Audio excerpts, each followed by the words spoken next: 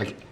Sur le tableau, sur mon tableau, aussitôt que j'allume la switch qui est ici, qu'elle devient rouge, j'ai une alimentation ici. Fait que mon batterie positif est là.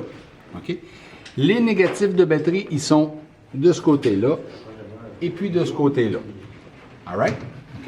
Okay. Fait que pour avoir une alimentation à mes fuses, c'est-à-dire pour avoir du courant ici, il faut que lui emmène le courant à mes fuses pour que ça fonctionne.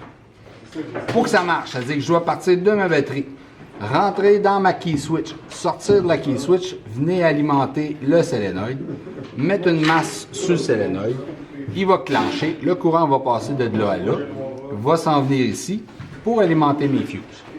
C'est bon? OK. Ça, là, c'est exactement le même schéma que vous avez dessiné sur le Mac. Okay. Le schéma électrique de Mac, quand vous le dessinez, c'est exactement ça pour alimenter les fuses en bas. C'est exactement le même circuit. All right? Sauf qu'il faut savoir comment la switch fonctionne. La switch, il y a une entrée. C'est-à-dire qu'on a un batterie, un accessoire, un start, puis un ignition. Mais tu dois le trouver comment elle fonctionne, la switch. Ça, c'est le premier exercice à faire sur ce tableau-là.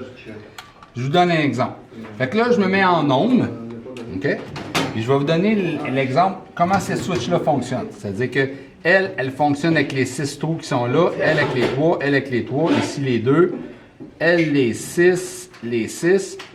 La switch noire ici, en bas, c'est la switch. C'est-à-dire que je rentre ici et je sors là. Je ne mets pas de ground là. Ça rentre, ça sort. Ici, quand je vais mettre une masse, là, je vais faire allumer la lumière à l'intérieur. OK? Je vais faire allumer la lumière ici à l'intérieur. Le bras de flasher, les boutons sont là. Ici, c'est le DRL module. Les boutons sont ici pour le rentrer à l'intérieur. Flasher stat, il est ici. OK? On a l'alimentation. On branche ça ici. Le miroir, c'est ici en haut. La switch de lumière, elle marche avec ces 6 qui sont ici. L'entrée est là. Puis le parking light et puis les headlights, ils vont sortir en haut. Fait que j'ai ma switch pour mes fans. Le moteur de fan, c'est rentre là, ça sort là. Les résistances de la fan sont ici. OK? Fait que je vous explique comment trouver la switch, comment elle fonctionne. Fait que je mets mon multimètre en ohm. Fait que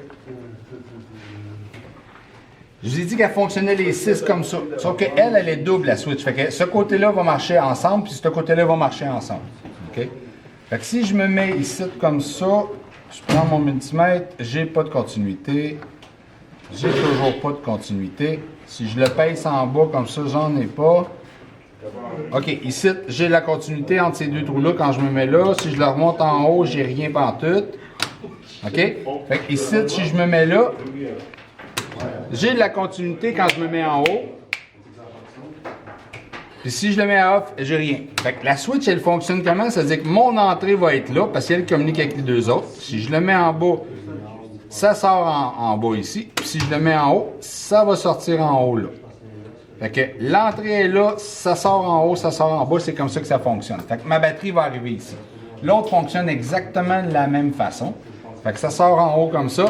Si je le mets en bas, ça sort ici.